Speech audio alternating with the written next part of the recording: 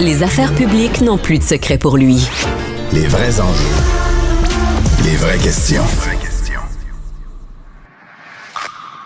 Qu'est-ce qui s'est passé? Moi, je pense que c'est banal parce qu'on a confondu des affaires qui ne devraient être jamais confondues. Surtout, l'idée de se préoccuper de ce qui est fait et bien fait. Stéphane Bureau.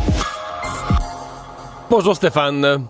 Salut Mario. Pendant que tous les yeux sont tournés vers Donald Trump et son assermentation lundi, les élus du Sénat et de la Chambre des représentants, eux, continuent leur travail. Je devrais dire, commencent leur travail du nouveau mandat. Et dans le cas de la Chambre des représentants, les républicains ont voulu montrer leur couleur. Qu'est-ce que tu en as pensé de cette décision? Ça n'a pas fait encore couler beaucoup d'encre, mais premier projet de loi adopté sur des lignes de parti à peu près strictes, 218 républicains, 2 démocrates seulement l'ont appuyé, 206 collègues démocrates qui ont voté contre.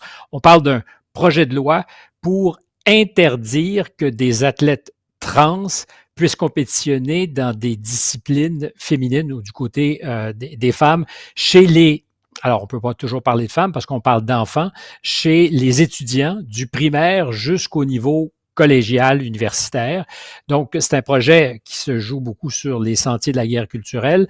Les républicains avaient essayé de pousser l'affaire un peu plus tôt en 2023. Ça n'avait pas fonctionné. Et c'est un des premiers projets de loi adoptés de ce nouveau Congrès qui est, je pense, aussi le reflet d'un écho de ce qui s'est passé pendant la campagne électorale. On disait que M. Trump s'était beaucoup trompé en frappant très fort sur un clou, celui justement des enjeux trans, en rappelant entre autres que Mme Harris s'était prononcée favorablement il y a quelques années pour que de l'argent du gouvernement fédéral puisse être utilisé pour favoriser la transition d'immigrants illégaux. Alors, il faut voir que c'était très à la marge dans un questionnaire qu'elle avait répondu à ça, qu'elle était plutôt favorable. Je pense qu'elle n'a jamais soupçonné que ça viendrait comme un boomerang la frapper derrière la tête quelques années plus tard. Au début, quand l'équipe Trump s'est mise à saturer les antennes avec ça, on disait c'est contre-productif. Je pense que ça ne l'a pas été parce qu'on sous-estime beaucoup le poids de ces enjeux dit culturel dans la vie des Américains. Symboliquement, ça veut dire quelque chose. J'oublie le nom de cette athlète, donc ancien homme devenu femme qui compétitionnait en natation à des grands rendez-vous au niveau universitaire, qui est passé d'athlète, disons, masculin médiocre à championne une fois qu'il s'est mis. Alors, on dira, encore une fois, c'est à la France. En haltérophilie, je pense que c'était en Australie ou en Nouvelle-Zélande. En tout cas, en Océanie, là, en haltérophilie, il y a un homme devenu femme qui était très moyen, très ordinaire chez les hommes, mais qui pendant quelques années, gagnait tout en tant que femme. Oui, parce qu'il y a quelque chose comme la biologie qui parle. C'est-à-dire que puis après ça, il y a la boxe. Fait de la même façon. Ouais, c'est pour ça que, tu sais, tu me demandes un projet de loi, moi, je trouve que il y a eu de l'exagération. Tu sais, c'est la folie woke là, qui a amené des affaires absurdes. Là. Bon, maintenant, quand tu me dis qu'il y a un vote de la Chambre des représentants qui l'interdit partout, là, tu sais, du primaire... Tu sais, au primaire, des fois... jusqu'au niveau collégial et au là, primaire, évidemment, tu imagines que ça n'a pas vraiment de sens. Est-ce que c'est pas aux fédérations sportives ou est-ce que c'est pas à des gens, en espérant qu'il y ait des gens éclairés, qui soient pas idéologiquement woke, aveuglés, mais qu'il y ait des gens éclairés, capables de faire la part des choses, qui gèrent leur sport, là. Est-ce que, tu sais, de peinturer au rouleau par des élus sous des bases complètement idéologiques, que ce soit woke ou anti-woke, là, mais des bases, c'est là que je suis moins certain, là.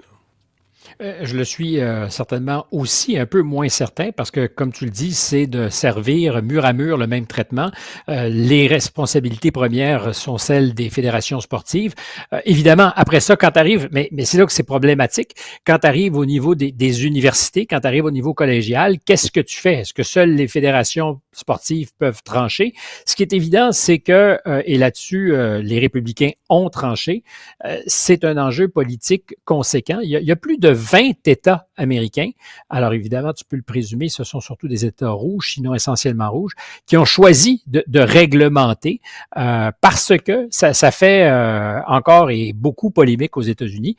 Et c'est aussi l'annonce de la suite des choses, c'est-à-dire que les élus républicains livrent la marchandise là où ils sont attendus en début de mandat. Symboliquement, ça compte. Est-ce que le Sénat va emboîter le pas? C'est beaucoup plus complexe au Sénat, même s'il y a une majorité républicaine.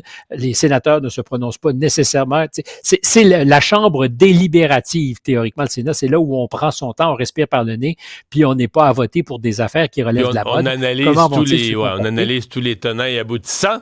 Exact. D'ailleurs, c'est ce que le Sénat est en train de faire avec la candidature de Pete Hegseth, celui que M. Trump a souhaité voir devenir le grand patron du Pentagone, le secrétaire à la Défense. Il s'est fait brasser, il s'est fait chauffer les oreilles hier, là. Oui, sur des enjeux qui relèvent en partie de sa compétence, puis sur des enjeux, évidemment, de comportement. Ouais. Est-ce puis que la conjointe 1, puis la conjointe 2, puis la conjointe 3, puis est-ce qu'il trompait une? Comme wow! La réponse courte, c'est qu'il a trompé tous les numéros 1, 2 et 3 et qu'il a déjà beaucoup bu et qu'il dit aujourd'hui ne plus le faire. Et la réponse la plus extraordinaire qui a été faite à ça, c'est le sénateur Mullen de l'Oklahoma, républicain, on s'entend, qui est sorti en disant « J'aimerais ici interpeller mes camarades sénateurs et leur dire que à de nombreuses occasions, je les ai vus un peu gorlots, en état d'ébriété, voter tard en fin de soirée, et je mets au défi dans la salle ici, mais même sur le plancher du Sénat, je mets au défi mes camarades sénateurs de dire qu'ils n'ont jamais trompé leur femme. Et il dit, moi, j'en sais quelque chose. Je sais que si vous dites tous que c'est jamais arrivé, vous êtes de fiefs et menteurs. Donc, en quoi ça devrait être différent pour le prochain? On était rendu là. Alors moi qui disais tout à l'heure, c'est l'instance délibérative. Le Sénat, c'est là où on respire par le nez. Ça respirait pas beaucoup par le nez. Et c'est aussi, je dirais, le hall de l'hypocrisie, comme le sont probablement toutes les grandes chambres politiques où des politiciens disent une chose et en font une autre. C'est entre autres le démocrate de la Virginie, M. Kaine, Tim Kaine, qui est l'ancien colistier d'Hillary Clinton, qui faisait la morale à Hegseth sur ses fréquentations ou sur les aspects volages de sa personnalité. Compte tenu qu'il a accepté, lui, d'être aux côtés de Mme Clinton, qui a certainement dû se pincer le nez quelquefois dans son mariage, tu te dis, c'est ubuesque, ça a quelque chose de complètement lunaire, parce qu'à la fin de l'exercice, alors, entendons-nous, est-ce qu'il y a des questions à poser à M. Hegseth? Certainement. Mais les questions sur sa compétence, parce que ça aussi c'était questionné. Là. Il n'y a pas nécessairement les lettres de service, le CV pour arriver au poste de secrétaire de la Défense. Est-ce qu'on a aussi abordé ça un peu ou juste la couchette? Assez peu, finalement. Assez peu. Bon. Ces questions ont peu été posées. On dit il n'a pas ce qu'il faut pour gérer une organisation comme le Pentagone. Avant que Barack Obama soit élu président des États-Unis, il avait travaillé comme agent communautaire, n'avait jamais été le leader d'une grande entreprise, d'une grande organisation, et pour autant, ça ne le disqualifiait pas pour être à la tête du plus gros, puissant pays au monde. La question de Hegseth se pose certainement sur plein de registres, mais le fait qu'il n'ait été que militaire et à la tête de petits pelotons de 10 à 15 hommes, pour autant, ne nous dit pas qu'il sera un bon ou un mauvais secrétaire de la Défense. Là où il est important, c'est pour moi l'étalon, le premier de ce qui va arriver ou pas arriver au candidat de Donald Trump. S'il passe, ça ouvre probablement, je ne sais pas si c'est une autoroute, mais une bonne route pour la plupart des autres candidats, parce que, rappelle-toi, il y a 1 mois et demi, on disait c'est les pieds nickelés, c'est des incompétents, sont tous plus farfelus les uns que les autres. Pam Bondi, qui, au pied levé, a été nommé en remplacement de Matt Gaetz pour être à la tête du département de la justice. C'est pas une petite job dans le contexte qui nous intéresse avec M. Trump. Aujourd'hui, moi, je parierais qu'il y a des sénateurs démocrates qui vont voter pour elle quand le vote va se prendre. Donc, elle va être validée par des démocrates. Je pense qu'il reste que 3 candidats problématiques, mais et si on avait un pari à faire sur Hegseth, je vois pas de démocrates voter pour lui, mais je pense qu'il y aura suffisamment de républicains pour qu'il passe. Est-ce que ça en fera un bon secrétaire de la Défense? Je ne suis pas capable de le dire. Mais il va passer. il va passer malgré les accusations d'agression sexuelle, d'ailleurs qui n'ont occupé aucun espace, parce que c'est vrai que la police n'a retenu rien. Ça a fait du bruit il y a un mois. Il y a eu une relation entre Exet et une femme qui n'était pas sa femme. Elle a jugé que c'était une agression a posteriori. Il y a eu un règlement en 2017 où il a payé cette femme pour acheter son silence. Lui dit que dans le contexte de MeToo, il n'y avait pas le choix compte tenu de la job qu'il avait à la télévision. Et c'est vrai que le moindre soupçon faisait que tu étais disqualifié. Mais hier, au moment où il était devant les sénateurs, ça a occupé assez peu de surface de glace. Je reviens, 3 personnages qui sont probablement encore problématiques. Et une en particulier, alors Kennedy, pour les raisons qu'on peut soupçonner, je pense que c'est pas réglé, mais il a fait du travail en coulisses puissamment. Kash Patel, qui sera directeur de la police fédérale, du FBI, qui lui aussi a eu des déclarations qui étaient, disons, surprenantes dans le consensus politique démocrate et républicain sur les enjeux sécuritaires, disant que le FBI devait être profondément réformé, qu'on devait même sortir du quartier général de Washington. Et la candidature, la vraie, qui est pour moi la plus intéressante, c'est Tulsi Gabbard. Tulsi Gabbard qui s'inscrit en faux justement avec la concorde qui unit les deux partis sur les enjeux de surveillance, d'espionnage et qui avait à répétition depuis des mois, des années dit il faut qu'on arrête de surveiller, d'espionner, d'écouter des citoyens américains sans mandat. On peut le faire indirectement par la section 702 du FISA, tu me diras c'est très technique encore une fois, mais le Foreign Intelligence Surveillance Act qui permet d'espionner sans mandat aux États-Unis quelqu'un qui n'est pas américain. Mais s'il est au téléphone avec un Américain, il n'y a pas de problème. Donc on peut souvent court-circuiter le besoin de mandat en prétextant que quelqu'un qu'on veut surveiller est en contact avec quelqu'un à l'étranger ou un étranger sur le sol américain. Ça a l'air vraiment, vraiment spécieux, pointu. Ce ne l'est pas.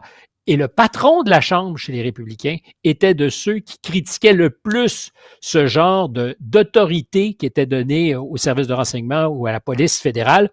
À la seconde où il est devenu, Mike Johnson, le patron des Républicains à la Chambre, il est allé voir des documents secrets qui l'ont immédiatement convaincu qu'il était dans le champ et qu'il fallait continuer à faire que les choses demeurent.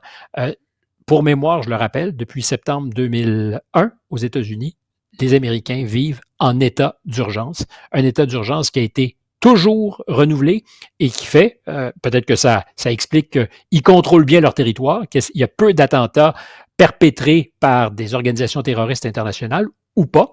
Mais ils ont des pouvoirs de surveillance exceptionnels des citoyens. Exceptionnels. On ne parle jamais de ça. Tulsi Gabbard sera, quant à moi, le test. C'est la plus provocante des nominations de M. Trump au vu de ce qu'est la tradition de démocrates et républicains sur ces enjeux-là.